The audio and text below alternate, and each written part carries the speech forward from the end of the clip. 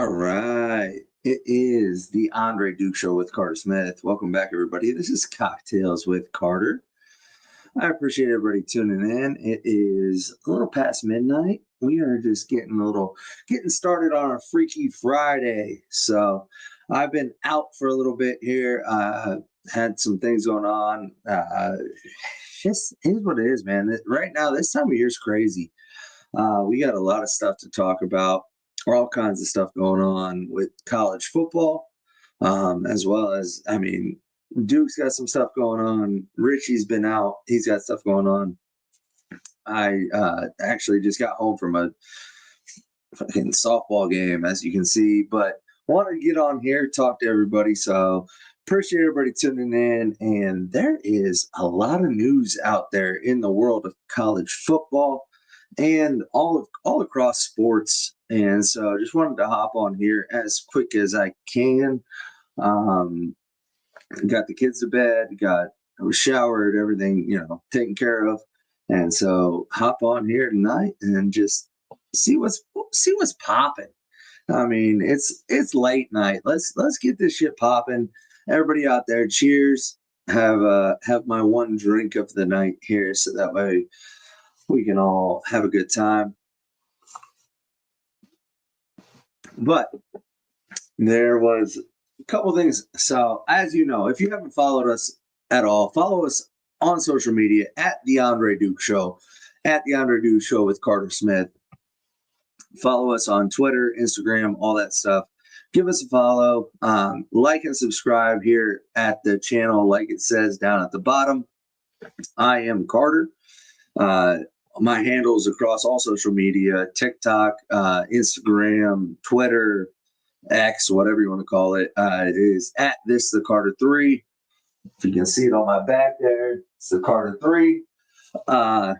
But outside of that, on social media, there's some stuff going on as we get ready for the NFL draft. So a couple different things I want to talk about. First of all, QB1, that's pretty much known, right? It's Cam Ward. Cam Ward is QB1. That's done. QB2 is where the interest comes. And will there be another quarterback taken in the first round of the draft? Obviously, I think there will be.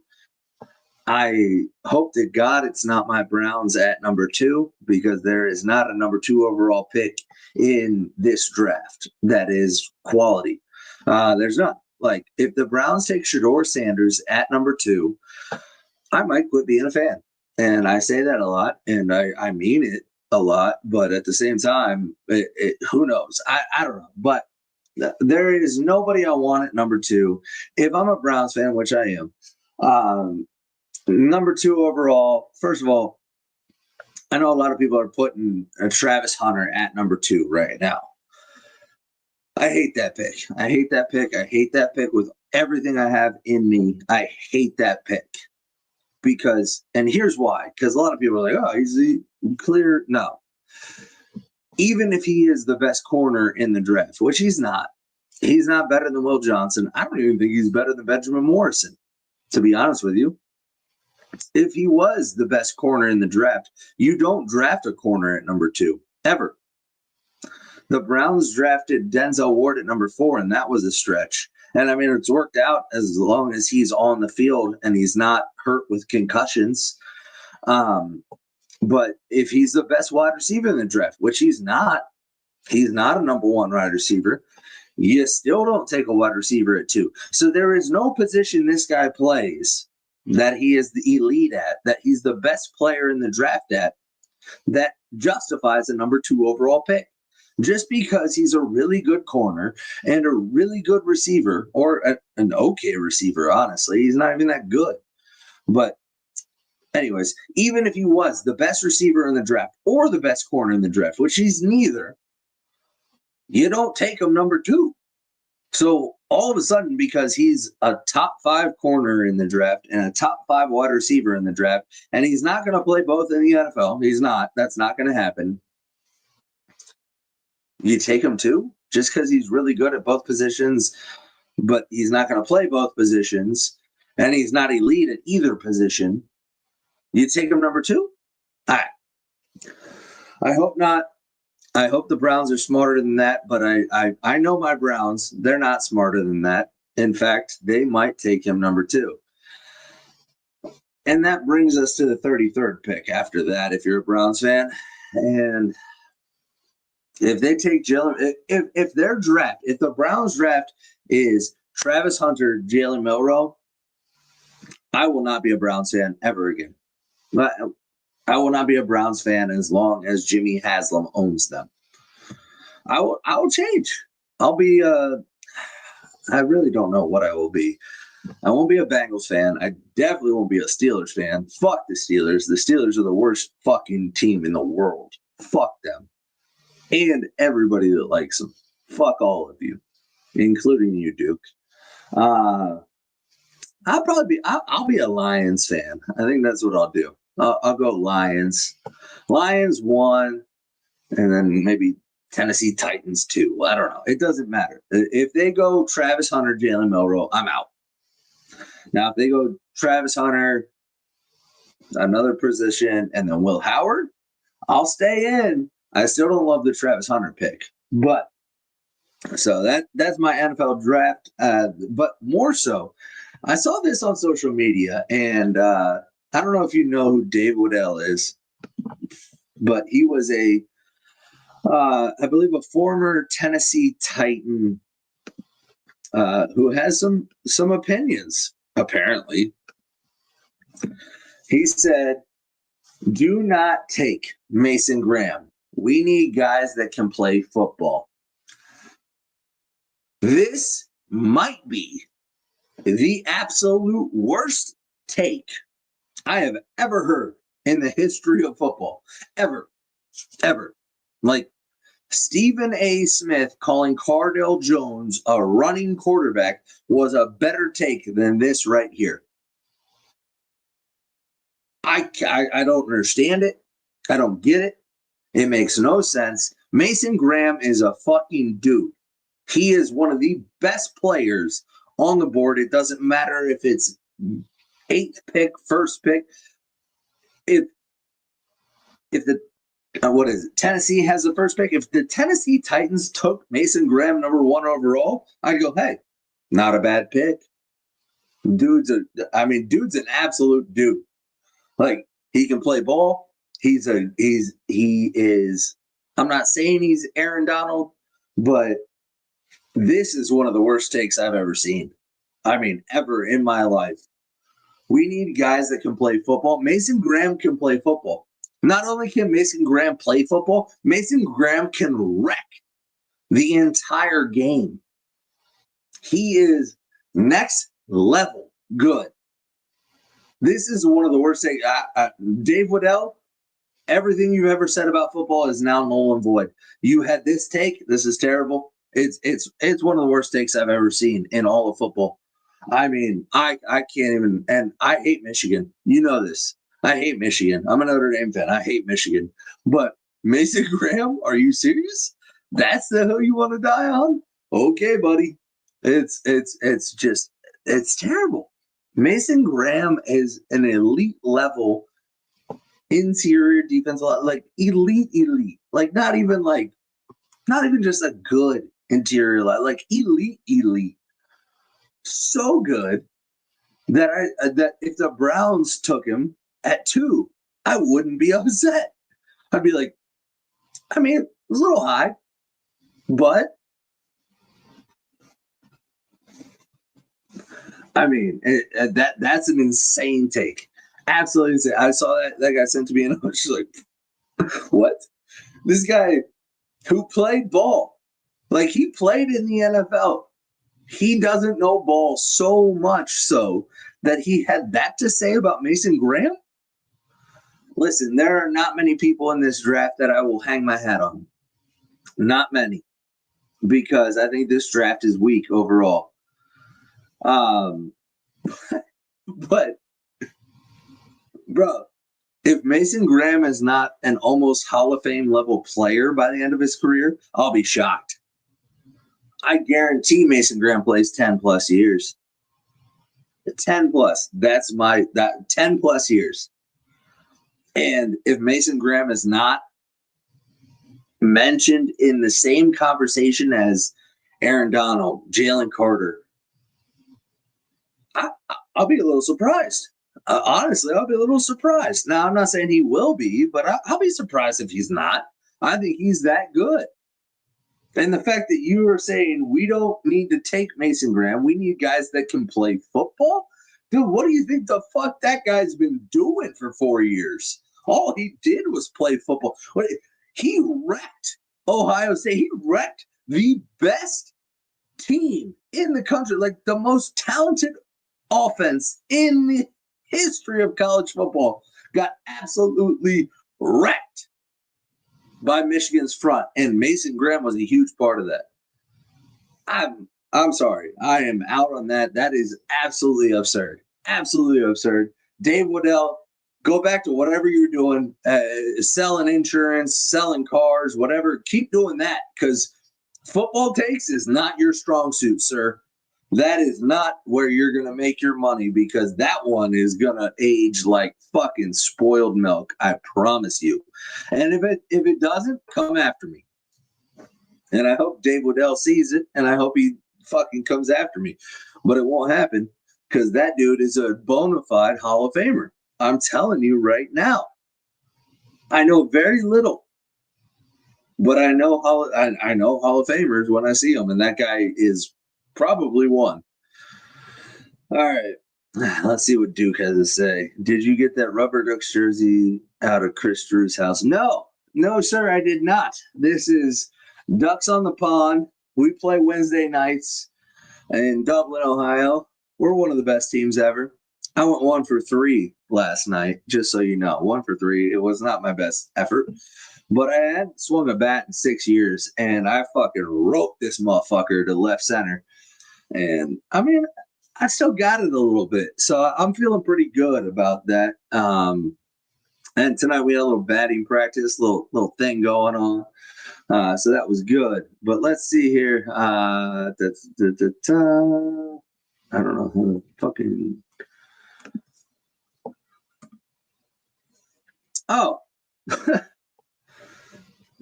Yeah, the state of Texas college football, or not college football. This is just college in general, and you got to change this now. Oh no, you don't. This is still the same. So these are the schools in the state of Texas that have participated in a national championship in football or basketball since 2019. So we're going on 6 years this year. The two big boys, Texas and A&M, the answer is no. They haven't competed for a goddamn thing. They suck. I'm sorry. Texas is back my ass. A&M, not good. But Houston played for a natty. Baylor played for a natty. TCU played for a natty. Texas Tech even played for a natty in basketball. What is going on in the state of Texas?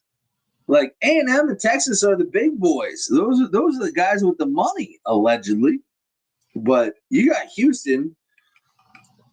Now, granted, they dropped the ball. I mean, literally dropped the ball on that game. Go Gators. But I don't know. I don't know what you do at this point if you're Texas. A&M, I give them a pass. They're kind of a fruity school. Like, nobody really gives a fuck about A&M.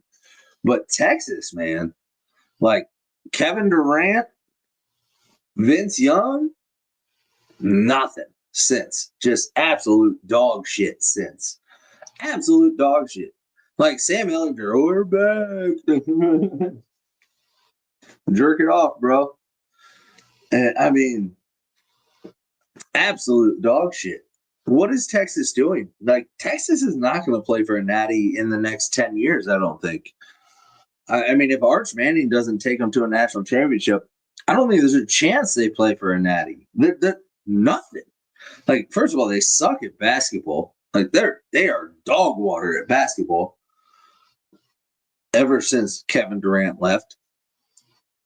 And in football, I mean, we saw what they were this year. Like it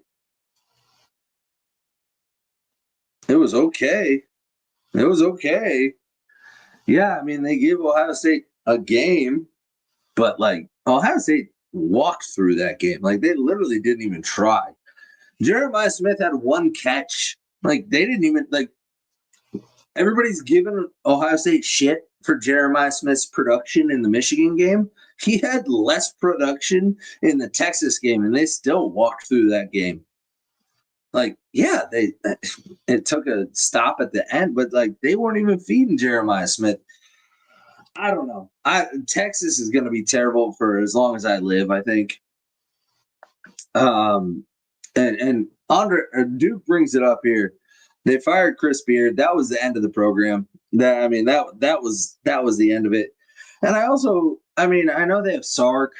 And I won't get too deep into it. I mean, I can if you guys want.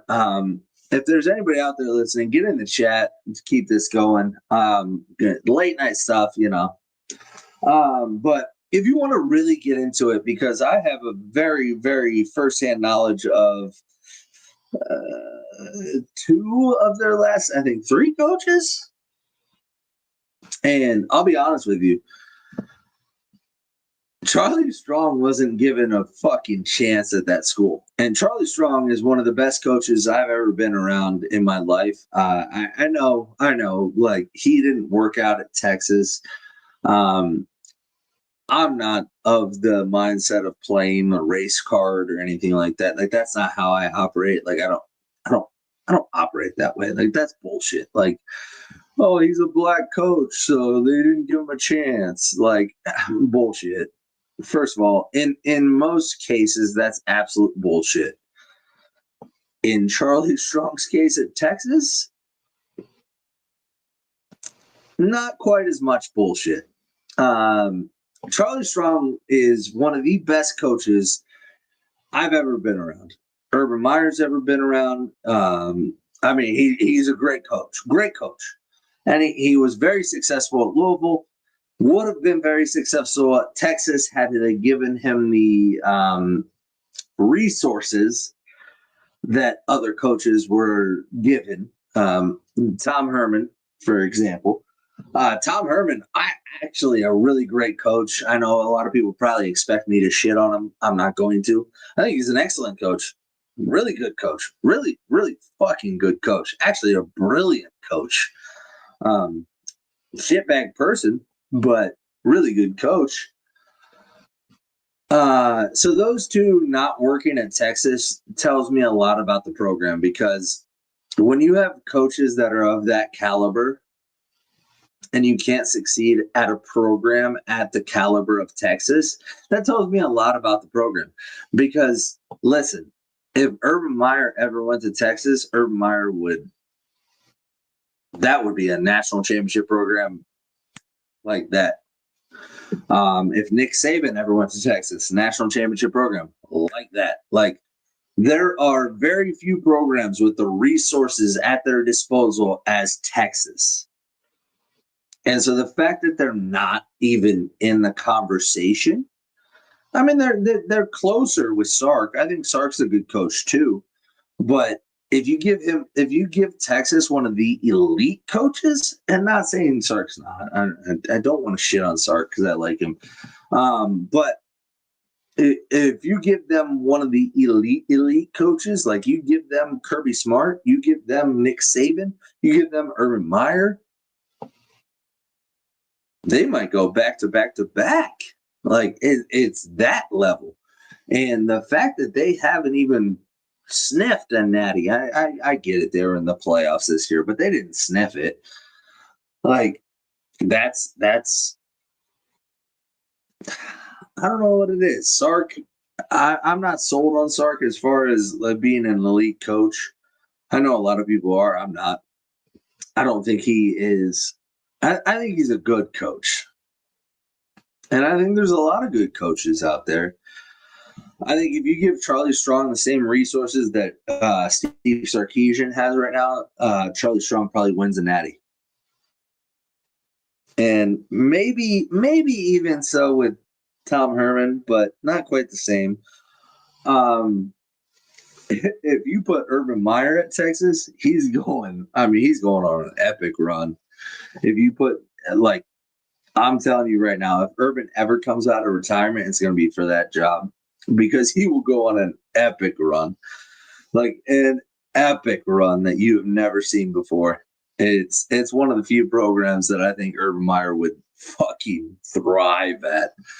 I mean, that would be, Pete Carroll at USC, Nick Saban at Alabama, like it would be that level.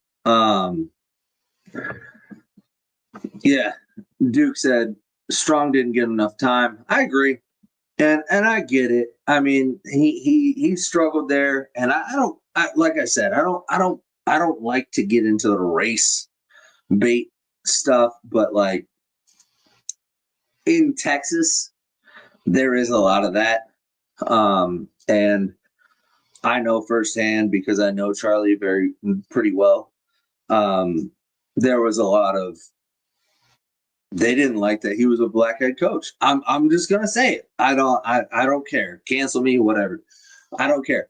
They didn't like that he was a black head coach, and so they didn't give him the support that they've given everybody else. And that's just the facts. You can challenge me all you want. That's the facts. They didn't give him the support they gave everybody else. And if Charlie Strong had the support that Steve Sarkisian did, I promise you, Charlie Strong will be fucking running laps around Steve Sarkisian. Charlie Strong is one of the best coaches I have ever been around in my life. You will never hear me say a bad word about Charlie Strong. He is one of the GOATs. But yeah, I think Texas is in a good spot. But the fact that they haven't played for a natty since what, 2010? Is that when Vince Young was? 2010, I think. But and I don't foresee them playing for a natty anytime soon. Honestly, I mean they're getting out recruited in their own state. They are Sarkisian. You can say, well, he's good, but he's not a great. But let's see what else we got here on social media. Oh, getting ahead of ourselves here. Oh, there it is. Jesus Christ.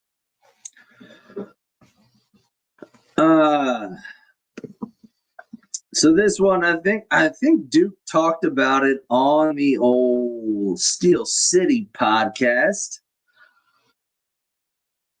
My guy, TJ Watt, actually not my guy, but he is probably the second best defensive player in the NFL, behind Myles Garrett.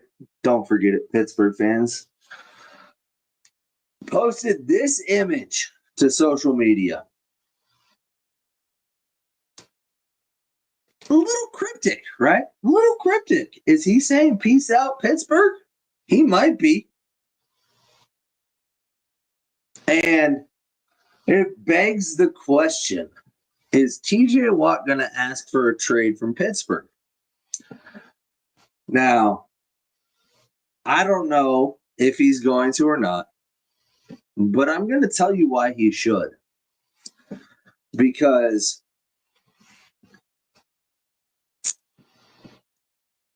he's done all he can do in Pittsburgh. He's done everything. I mean, he is the second best defensive player in the NFL. There's no going above that.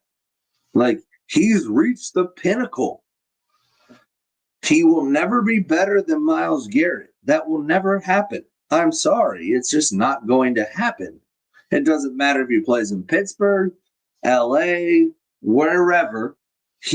Detroit, doesn't matter. He will never be better than Myles Garrett. There's no way he can do that. The only way he can do that is by winning rings, right? And so for him, he sees the quarterback situation in Pittsburgh and realizes there's not a ring coming in my lifetime. Like, we're going to draft Jackson fucking Dart? Okay, that's a project. No thanks. I'm out. And this is what Myles Garrett did. Now, maybe he's doing the same thing. Maybe he just wants to make $45 million a year. And he saw Myles do it. Myles said, fuck Cleveland. I will never play for Cleveland again. They don't have a championship pedigree. They don't have a plan. They have nothing. I'm done. I'm out of Cleveland. And then Cleveland said, here's $40 million. And Myles Garrett said, all right, I love Cleveland. Let's go. But maybe that's what he's doing by doing this, you know? Sorry, I need a little sip. I'm a little parched. But maybe he's just trying to get $41 million to just one up Myles a little bit. Maybe that's what it is. The only difference is, I don't know if you guys follow Pittsburgh, but they don't play that game. They don't pay their dudes like that. Like, you wanna play that game? Go and walk, bro. Go and walk. So I don't know if this was just a post. I don't know if this was whatever it was, but what I do know is that TJ Watt might be on his way out.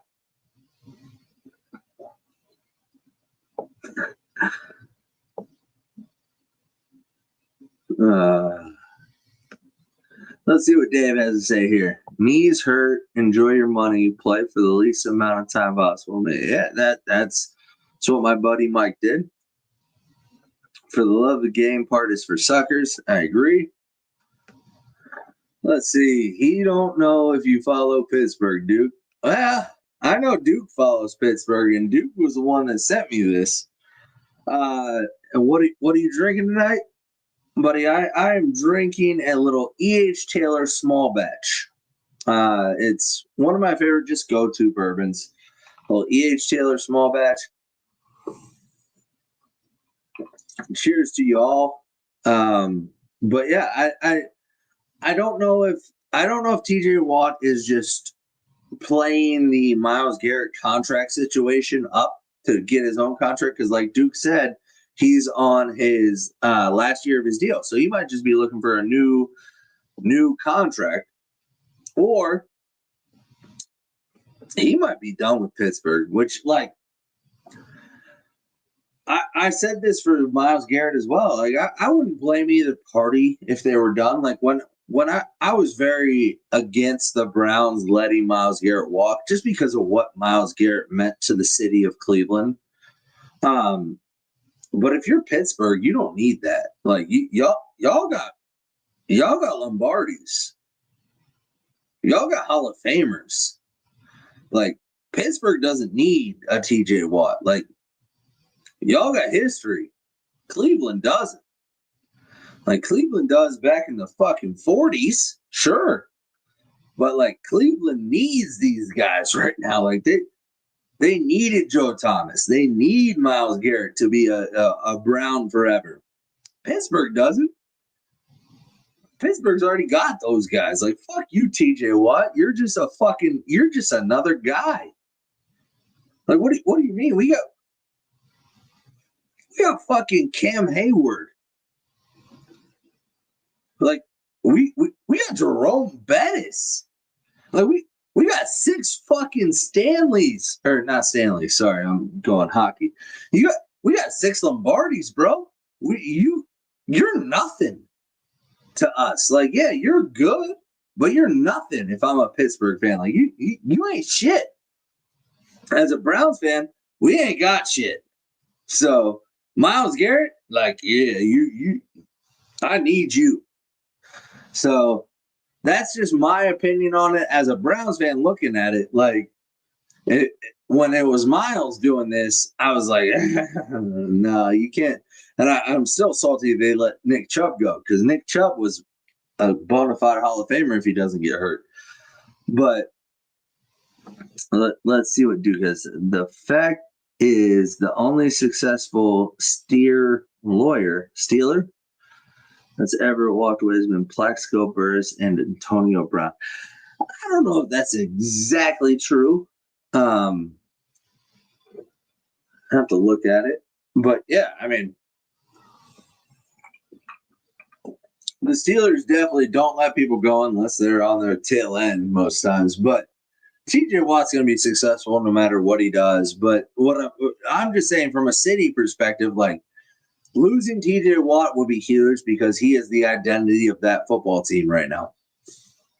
However, when the identity of a football team is a player, but you also have Lombardi trophies, Hall of Famers, all this shit to back you, which I will never admit the Steelers are a better franchise than the Browns. Never. Fuck the Steelers. But it's a lot easier. So let me go ahead and reset the show here. I appreciate everybody tuning in. I know it's late night. It's almost 1 a.m. We're out here getting silly. And let me throw up a little word from our partner real quick, if I can find it here. And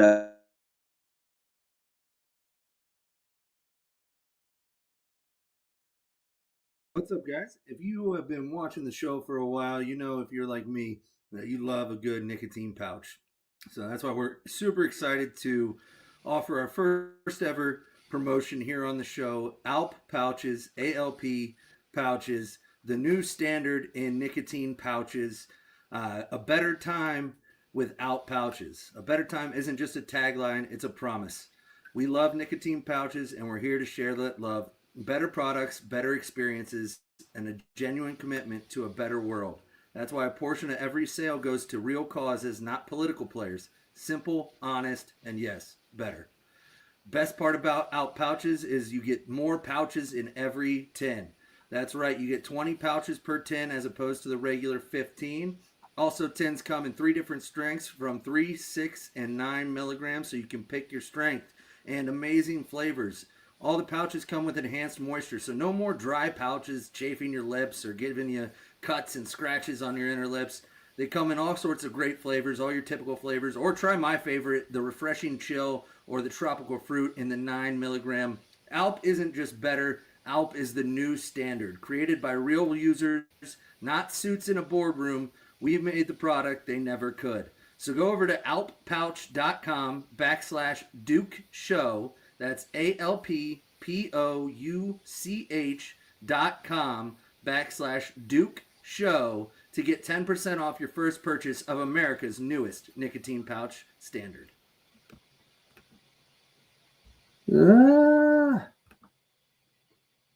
What's up?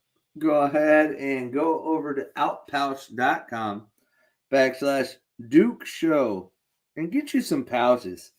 I mean, these are the best pouches in the world right here. I'm going to throw one in. Might as well. But, so we got TJ Watt, obviously, sitting there. Now, if you've been watching the show for a while, you know, Cocktails with Carter, we get a little freaky. We get a little sideways here. And so I do this thing, and I'll be honest with you, ChatGPT, I go to ChatGPT and I type in some stuff, and I just want to know, like, where we're at, right? And so I typed into ChatGPT, legendary coaches, one's got to go, because this is my favorite segment. One's got to go. You got to get rid of one. And this is what it came up with. So let me throw it on the screen here. And it brought somebody near and dear to my heart into the conversation. I didn't ask it to do this. I really didn't. I didn't think this would be at all on my bingos card tonight. But one's got to go. Legendary Coaches Edition. You got Earl Bruce, Bo Schembechler, Lou Holtz, and Barry Switzer. One's got to go. I mean, first of all, let me just, like I said, I went into ChatGPT and I told him one's got to go, legendary coaches. This is what it came up with. I didn't prompt it. At all. And then I had it make the graphic 14 different times. That is not Earl Bruce. I don't know why the fuck it's using that picture, but I didn't have time because I was playing softball to make my own graphic. So here's where you got to go. One's got to go. Lou Holtz, Bo Schembechler, Earl Bruce, Barry Switzer. One's got to go. In the chat, put who's got to go. And do not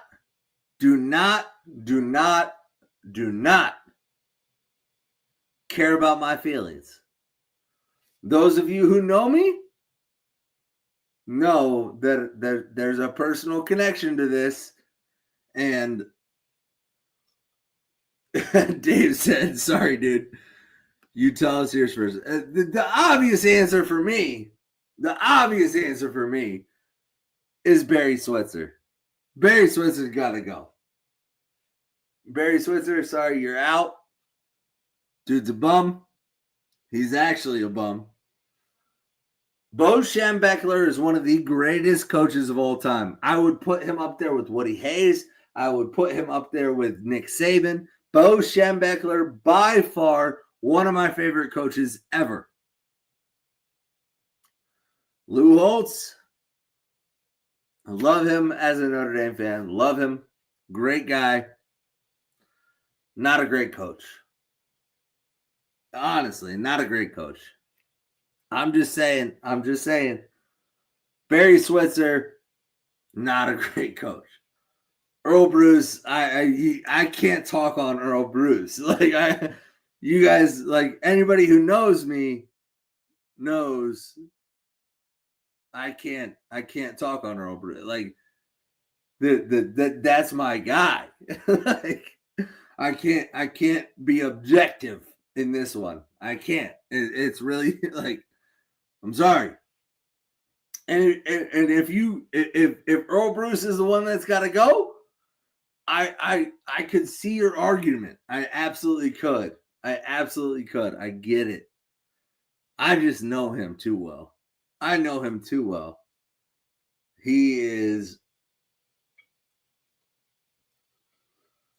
It's really hard for me because, and you bring it up. Let's see. He won championship. Switzer, badass.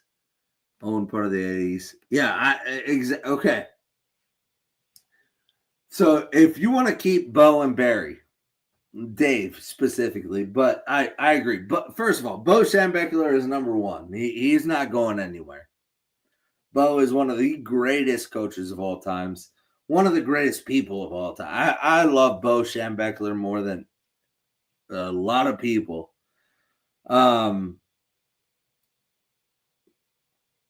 If you want to go strictly on coaching talent, because I don't disagree with what you said about Barry Switzer. So if you want to go strictly on coaching talent, and this hurts me even more than what I just said, I think Lou Holtz is the worst coach on that list. I think Lou Holtz might be the worst coach on that list. And that hurts me as a Notre Dame fan.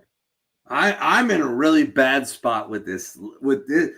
ChatGPT, fuck you for this list right here.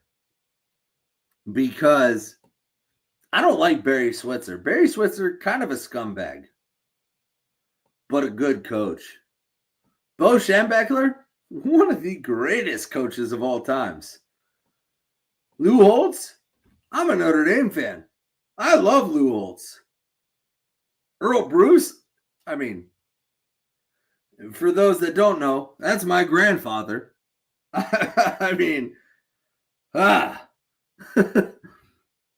So I would say if you're ranking them in coaching prowess, just pure coaching ability, I would put it Bo 1. My grandfather will turn in his grave when I say this. My grandfather hated Barry Switzer.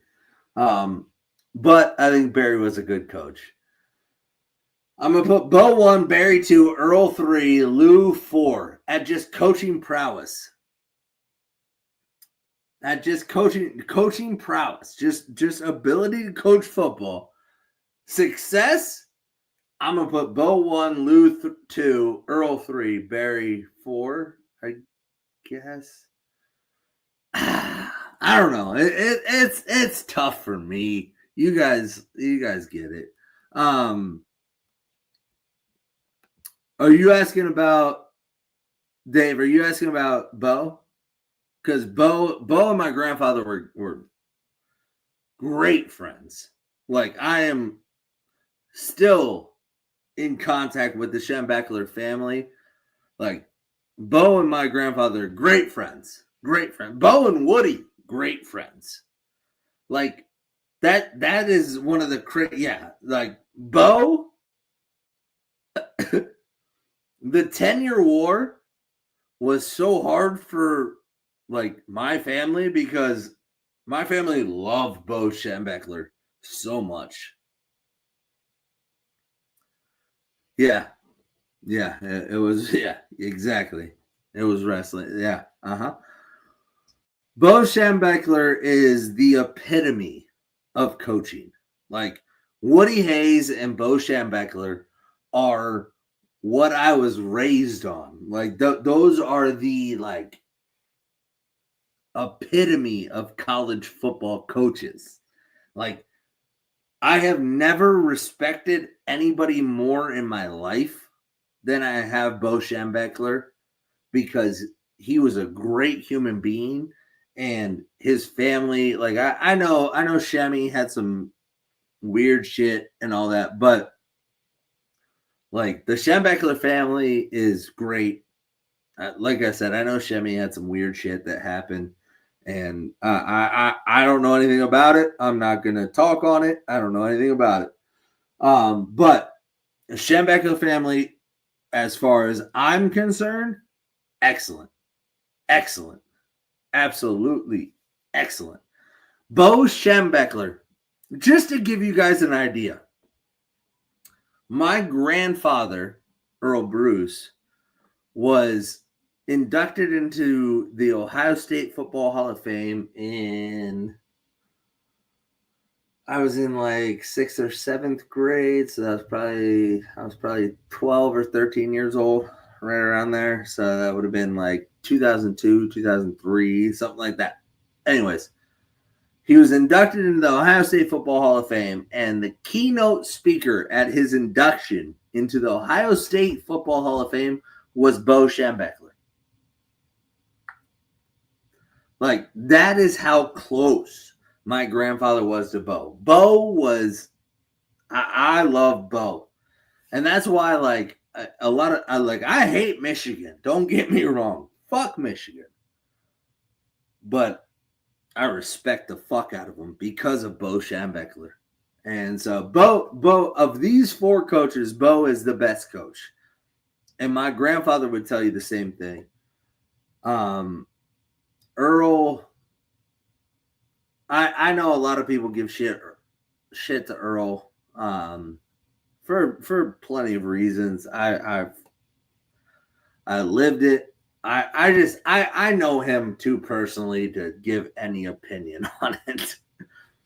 But no, the worst coach on this list is by far Lou Holtz. Sorry, I'm a Notre Dame fan. He's the worst coach on this list as far as coaching goes. But let's see here we go. When I was a kid, my best friend was dying from cancer. Fuck. And Bo spent some time with him and gave him a football, and that's why I'm a Michigan fan. Dude, amen, dude. Amen. That right there. That's Bo. Bo is, dude, Bo is one of the best. And I love No. Earl would have never went 2-7-1 against Michigan. Absolutely not. No. I believe his record was, let's see, he was there from 79 to 87. I believe his record was 5-4. No, Earl would have never let that happen. He damn sure wouldn't have been fucking 1-4 or whatever Ryan Day is. I'm sorry. I love Ryan Day. Great coach. He never would have lost that. And you got, all right. I don't want to get too far into it because I don't want to go on a soapbox about it, but just pure coaching, bias aside, because if I'm biased, Earl's number 2 on this list, and that's just because of my love for Bo Schembechler, and Earl would even tell you probably Bo was a better coach than him. If I'm unbiased, Earl's number 3. At worst.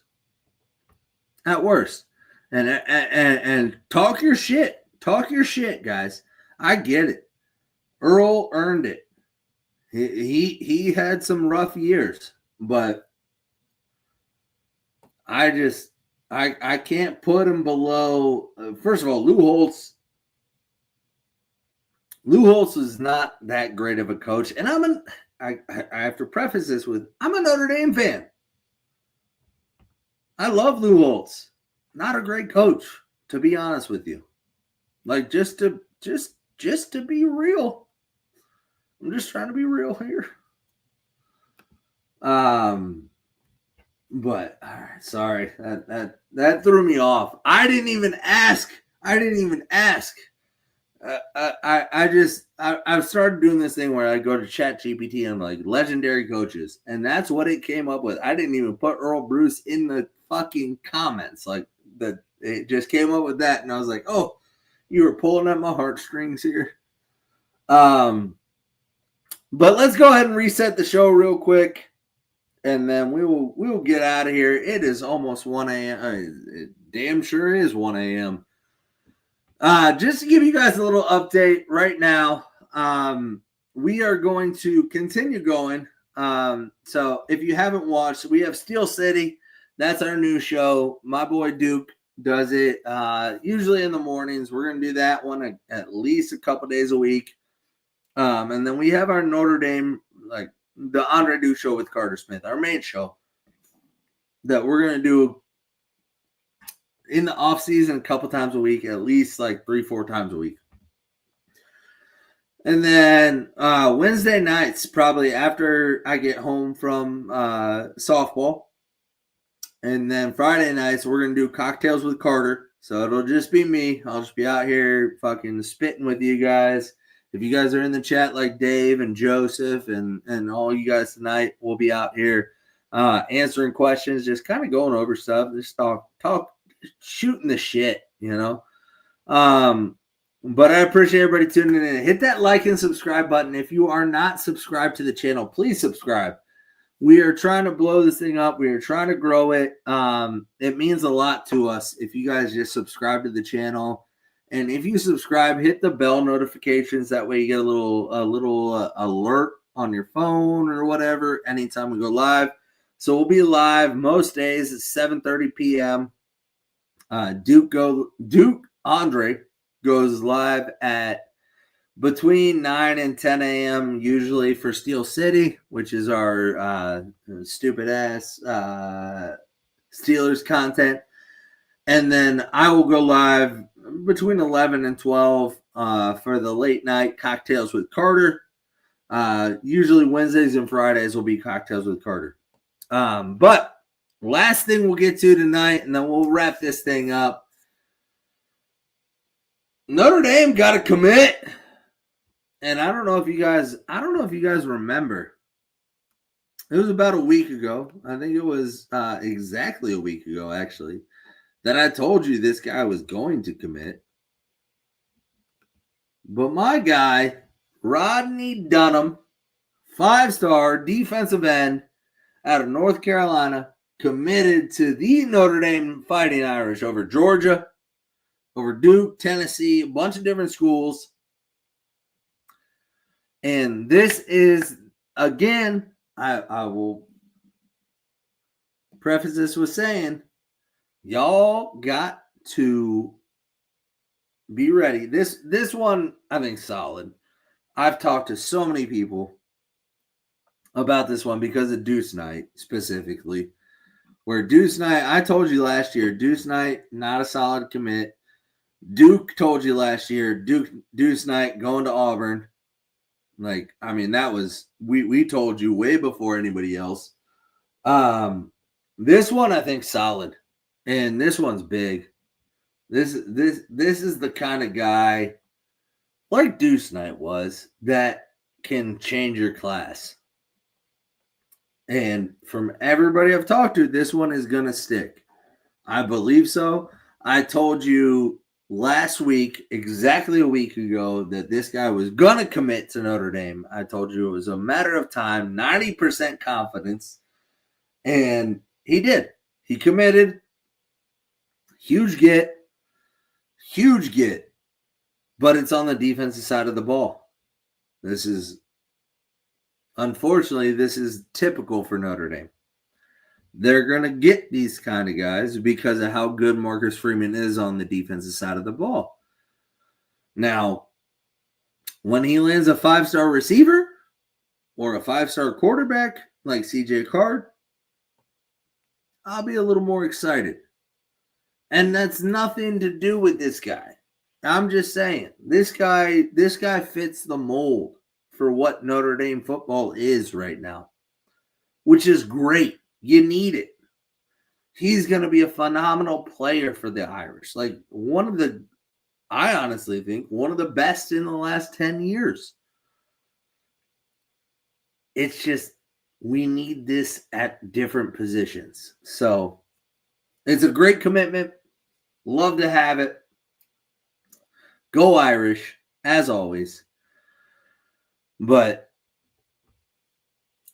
it doesn't change my opinion on Notre Dame recruiting at all. This is expected. I know everybody out there, the beat reporters, everybody out there is going to tout this as like, this is Marcus Freeman getting recruiting going.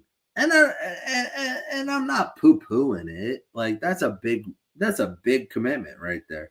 Like, that's one of the best players in the country. It's great to get him. It changes nothing, absolutely nothing, with what Notre Dame recruiting has been or is. Until they get a guy where I'm like, oh shit, they got a 5-star wide receiver that Brian Hartline wanted? Now things are different. You know? But it's still a great get. Nothing wrong with it. I mean, shit, they were in the national championship game last year. Like, don't let me. I don't want to downplay how great Notre Dame is doing on the recruiting trail or how great this is for the university and for the program. It's a fucking massive get.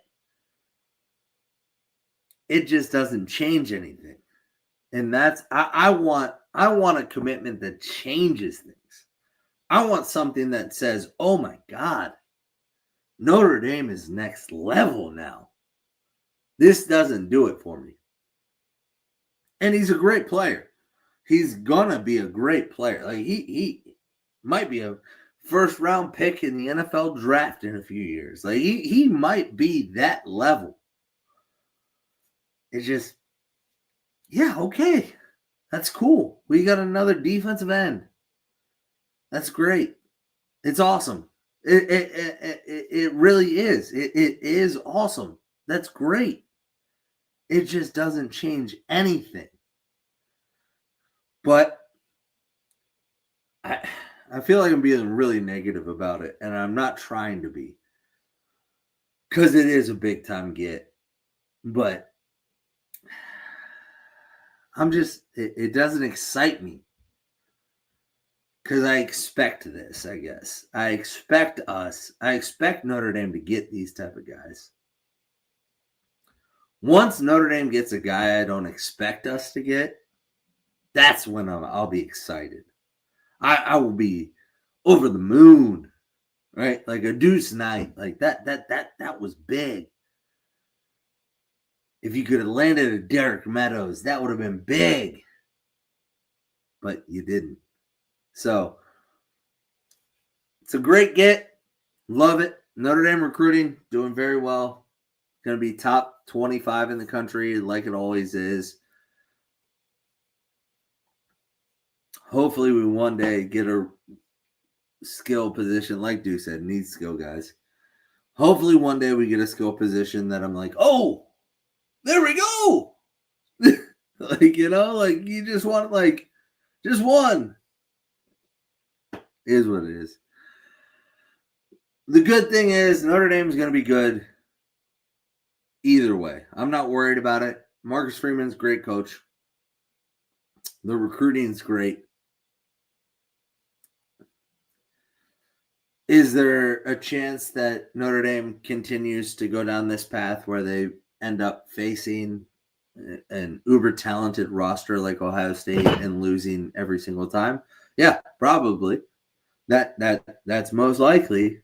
Now there's a chance they could win it. There was a chance they could beat Ohio State in the Natty last year. There was a chance, even with all the injuries, even with everything that went on. They still were in the game. Like that's great. And that's something that you can never say about what Brian Kelly did, because every time he faced an uber talented roster, he folded like a fucking cheap chair. So at least Notre Dame is on the level.